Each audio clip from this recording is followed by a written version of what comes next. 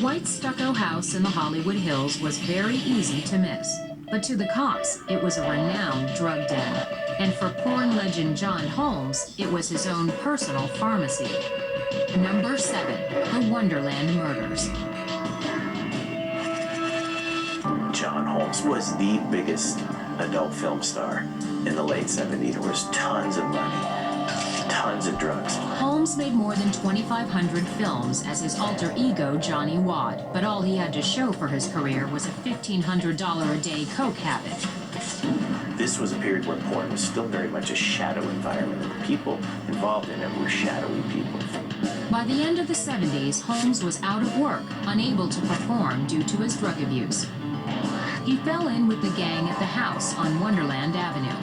People would come and go from the house day and night. That balcony came into play. They would just throw the drugs down and the money up.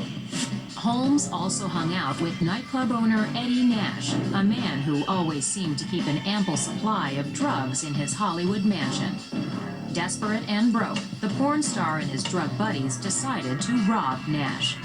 And basically the Wonderland Avenue gang were a bunch of dope house rip-offs. They would get police badges and go rip off drug dealers, and then they would sell the drugs. So that's what they were known for. On June 29, 1981, hours after Holmes left a door unlocked at Nash's house, the Wonderland gang stormed inside.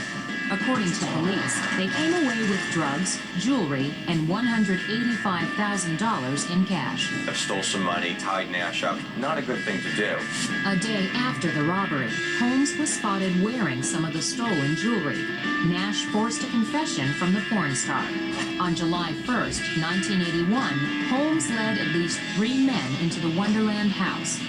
John punched in the security code, and they said, "Who is it?" And he said, "It's John Holmes." They let him in, and not suspecting that they were going to be attacked. The murderers went from room to room, beating whomever they found.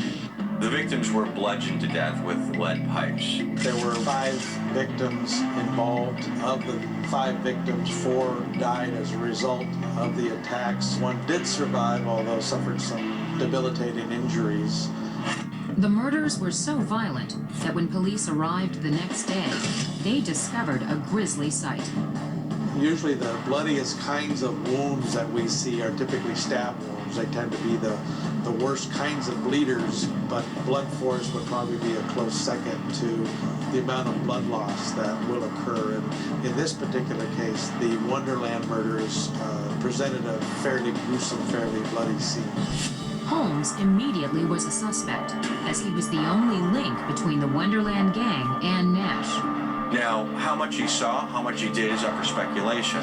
There are those who say that he was made to watch the murders and to get his hands dirty. They did find, I believe it was a bloody palm print on the wall from one of the victims' blood, and that involved him.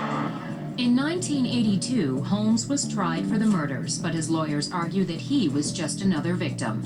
Holmes was acquitted. Eventually, Eddie Nash pled guilty to conspiracy in connection to the Wonderland murders. He served just 31 months in prison.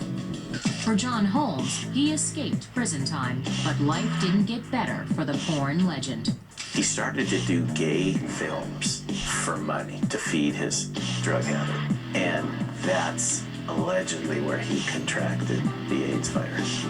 John Holmes died on March 13, 1988. John Holmes was kind of the embodiment and the consequence of what happens with that kind of a culture. That's what was going on the Sunset Strip. That's what was going on in Hollywood. That's what was going on